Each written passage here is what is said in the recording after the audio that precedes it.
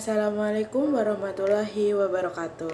Perkenalkan, nama saya Tita Dewi Inggilia dengan NIM 2350501011111083 dari kelas K1 mata kuliah Sosiologi Peternakan.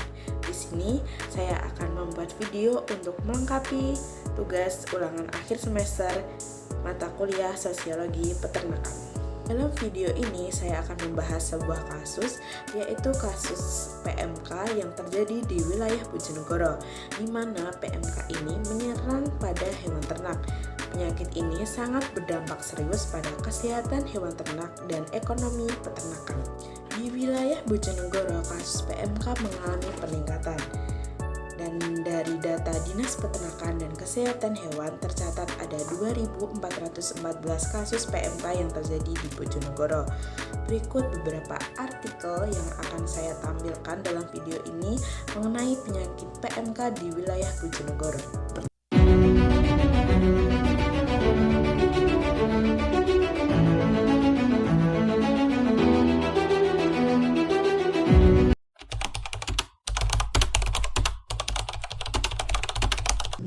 Di dalam kasus PMK di wilayah Bojonegoro terdapat beberapa lembaga. Lembaga yang pertama adalah lembaga pemerintah, Dinas Peternakan dan Kesehatan Hewan. Lembaga ini berfungsi untuk bertanggung jawab dalam pengawasan dan pemberian layanan kesehatan pada hewan ternak, serta melakukan tindakan pencegahan terhadap penyebaran penyakit hewan. Lembaga yang kedua adalah lembaga kepolisian. Lembaga ini berfungsi untuk menjaga ketertiban dan keamanan wilayah Bojonegoro yang terdampak PMK. Yang ketiga adalah lembaga masyarakat atau kelompok peternak. Lembaga ini sebagai wadah bagi peternak untuk saling menyampaikan informasi, bantuan, serta dukungan dalam menangani wabah PMK. Lembaga di atas memiliki ciri-ciri. Nah, untuk lembaga pemerintah seperti Dinas Peternakan dan Kesehatan Hewan, ciri-cirinya adalah resmi dan formal, bertanggung jawab langsung terhadap kesehatan dan kesejahteraan hewan ternak, memiliki kewenangan untuk menetapkan kebijakan terkait dengan penyakit PMK. Lembaga yang kedua adalah lembaga kepolisian yang memiliki ciri-ciri bersifat resmi dan tertib, memiliki kekuasaan untuk menegakkan aturan dan hukum, berperan menjaga ketertiban dan keselamatan masyarakat umum. Lembaga yang ketiga adalah lembaga masyarakat atau kelompok peternak. Ciri-cirinya terdiri dari individu-individu dengan kepentingan yang sama, fokus pada kesejahteraan anggota, tidak memiliki struktur formal seperti lembaga pemerintah, namun memiliki aturan yang telah disepakati bersama. Nah, dari tiga lembaga yang saya sebutkan tadi, saya telah menganalisa masing-masing dari lembaga tersebut, seperti lembaga pemerintah atau Dinas Peternakan dan Kesehatan Hewan. Nah, dinas ini memiliki keahlian teknis dalam bidang kesehatan hewan. Lembaga ini juga memiliki akses terhadap data populasi ternak yang memungkinkan pemantauan dan penanganan yang lebih sistematis dan menyeluruh.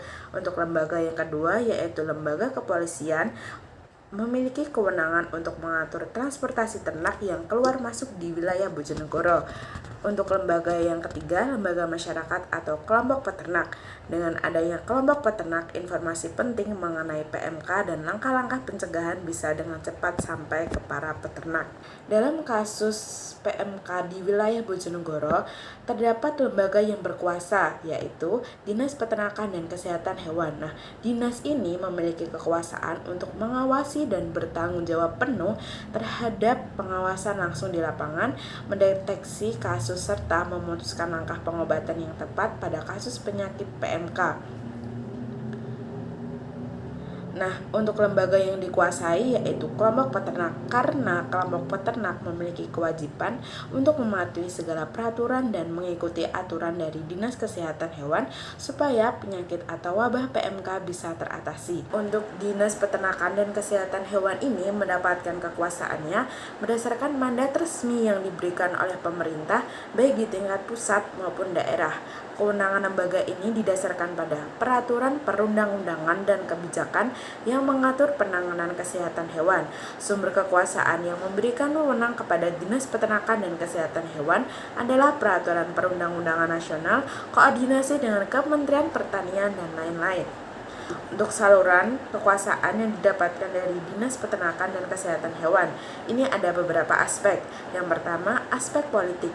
Dinas Peternakan dan Kesehatan Hewan ini mendapatkan saluran kekuasaannya melalui kebijakan pemerintah dan dukungan pemerintah pusat serta pemerintah daerah. Untuk aspek ideologi, Dinas Peternakan dan Kesehatan Hewan diperkuat dari nilai-nilai yang menekankan kesehatan masyarakat, kesejahteraan hewan, dan ketahanan ekonomi. Sumber-sumber kekuasaan Dinas Peternakan dan Kesehatan Hewan itu ada dua, formal dan informal. Untuk formalnya, yang pertama Undang-Undang Nomor 18 Tahun 2009 tentang Peternakan dan Kesehatan Hewan yang telah diperbarui menjadi Undang-Undang Nomor 41 Tahun 2014. Yang kedua, Peraturan Pemerintah Nomor 47 Tahun 2014 tentang pengendalian dan penanggulangan penyakit hewan. Yang ketiga, Peraturan Menteri Pertanian. Yang keempat, Instruksi Pemerintah Daerah. Untuk yang informal, yang pertama, hubungan dengan kelompok peternak. Yang kedua, hubungan sosial dan citra publik. Yang ketiga, keterlibatan lembaga non-pemerintah dan masyarakat sipil. Nah, untuk sumber kekuasaan dilihat dari anggota dan pemimpin dari Dinas Peternakan dan Kesehatan Hewan. Yang pertama, kekuasaan ganjaran. Nah, Dinas Peternakan ini dapat memberikan fasilitas seperti peralatan sanitasi, obat-obatan, atau vitamin ternak sebagai bentuk ganjaran. Yang kedua, vaksinasi gratis. Yang ketiga, Dinas juga memberikan bantuan finansial atau subsidi untuk meringankan ekonomi peternak yang terpengaruh wabah PMK. Nah, kekuasaan yang kedua adalah kekuasaan resmi. Dinas Peternakan dan Kesehatan Hewan memperoleh kekuasaan resmi dari peraturan yang mengatur tentang kesehatan hewan ternak. Yang ketiga, terdapat kekuasaan keahlian. Nah, Dinas Peternakan dan Kesehatan Hewan memiliki pengetahuan yang mendalam mengenai penyakit hewan, termasuk cara pencegahan, penanganan, dan penyebarannya. Nah, unsur-unsur kekuasaan yang didapatkan dari Dinas Peternakan dan Kesehatan Hewan adalah kepercayaan. Kelompok peternak masyarakat percaya kepada Dinas Peternakan dan Kesehatan Hewan karena dinas tersebut dianggap sebagai institusi yang memiliki kewenangan yang sah, keahlian, serta komitmen nyata dalam melindungi kesehatan ternak dan kesejahteraan peternak, serta komunikasi yang responsif membuat peternak merasa aman dan percaya bahwa mengikuti arahan dinas adalah langkah terbaik dalam menghadapi wabah PMK. Nah, bagaimana sih Dinas Peternakan dan Kesehatan Hewan ini mempertahankan kekuasaannya? Dengan cara dinas perlu meningkatkan keahlian dan profesionalisme, dan dinas perlu memastikan bahwa stafnya memiliki pengetahuan dan keterampilan yang selalu diperbarui dalam bidang kesehatan hewan. Yang kedua, memberikan program edukasi dan penyuluhan yang berkelanjutan kepada peternak. Yang ketiga, dinas perlu memadukan pendekatan berbasis keahlian, dukungan nyata kepada masyarakat atau kelompok peternak, serta komunikasi yang efektif dan transparan. Selanjutnya ada bentuk-bentuk wewenang pada kasus PMK di Bojonegoro. Ada 6 wewenang. Untuk wewenang yang pertama, wewenang karismatis, seperti kelompok peternak atau tokoh masyarakat atau peternak senior yang memiliki pengaruh kuat dalam komunitas, memberikan arahan terkait cara merawat ternak. Wewenang yang kedua adalah wewenang resmi dari Dinas Peternakan dan Kesehatan Hewan dan pihak kepolisian. Wewenang yang ketiga adalah wewenang tidak resmi dari kelompok peternak. Untuk wewenang yang keempat, wewenang rasional atau legal, Dinas Peternakan dan Kesehatan Hewan. Untuk wewenang yang kelima adalah wewenang terbatas. Wewenang ini dilakukan oleh Dinas Peternakan dan Kesehatan Hewan. Wewenang terbatas pada bidang teknis seperti pemeriksaan kesehatan hewan ternak secara rutin. Yang terakhir, wewenang menyeluruh dilakukan oleh pemerintah Kabupaten Bojonegoro. Nah, wewenang menyeluruh dalam mengkoordinasi semua instansi dan lembaga terkait penanganan PMK secara komprehensif, termasuk kebijakan sosial dan ekonomi bagi masyarakat yang terdampak. Kebijakan-kebijakan utama dalam sektor peternakan di Indonesia yang mempengaruhi kasus PMK di wilayah Bojonegoro. Yang pertama, perizinan usaha. Kelompok peternak dan peternak kecil tidak perlu membutuhkan izin yang kompleks, cukup memiliki nomor induk bersama atau NIB untuk menjalankan usaha ternak mereka. Yang kedua, pengendalian penyakit. Peternak mendapatkan bantuan vaksinasi ternak melalui program vaksinasi massal untuk ternak di wilayah yang terdampak PMK. Peternak juga mendapatkan edukasi dan penyuluhan mengenai biosecurity, sanitasi kandang, dan pencegahan penyakit. Yang ketiga, pengawasan produksi. Peternak kecil diawasi untuk memastikan hasil produksi seperti daging, susu, dan lain-lain aman dikonsumsi dan tidak membawa virus PMK. Yang keempat, distribusi pakan. Selama wabah PMK, pemerintah menyediakan pakan bersubsidi untuk membantu peternak kecil yang kesulitan ekonomi. Yang kelima, impor ternak. Pemerintah membatasi impor ternak selama wabah untuk melindungi pasar lokal termasuk peternak kecil. Untuk kendala yang dihadapi peternak dalam mengakses layanan birokrasi. Yang pertama, prosedur perizinan yang kompleks. Peternak kecil seringkali kurang memahami persyaratan administrasi seperti pengajuan nomor induk bersama. Yang kedua, lambatnya proses birokrasi. Dalam situasi wabah seperti PMK, layanan birokrasi seringkali tidak responsif terhadap kebutuhan mendesak peternak seperti sertifikasi kesehatan hewan. Yang ketiga, kendala biaya. Proses perizinan seperti pengurusan dokumen dan sertifikasi kesehatan ternak seringkali membutuhkan biaya tambahan. Di dalam kasus, saya juga menganalisa bagaimana hubungan regulasi dan birokrasi dapat mempengaruhi. Yang pertama, produktivitas. Nah, regulasi pengendalian PMK seperti vaksinasi dan karantina hewan berpotensi meningkatkan produktivitas ternak dengan mencegah penyebaran penyakit. Yang kedua, efisiensi. Prosedur birokrasi yang lambat dan kurang tersosialisasi menghambat akses peternak kecil terhadap layanan yang diberikan oleh pemerintah. Yang ketiga, daya saing. Standar Nasional Indonesia atau SNI membantu meningkatkan kualitas produk peternak kecil, sementara tindakan impor ternak selama wabah memberikan peluang bersaing di pasar lokal. Nah, birokrasi ini mendukung melalui program vaksinasi, edukasi, penyuluhan, dan tindakan penting yang melindungi peternak kecil. Namun, kendala seperti lambatnya pemilihan, kurangnya akses di pedesaan, dan inefisiensi administratif memperlambat pemulihan dan bantuan yang dibutuhkan oleh peternak. Nah, selanjutnya peran instruksi pemerintah. Nah, di kasus ini, peran Dinas Peternakan dan Kesehatan Hewan. Peran utamanya adalah pengendalian penyakit ternak, bantuan teknis dan penyedia pakan bersubsidi, serta sertifikasi dan karantina.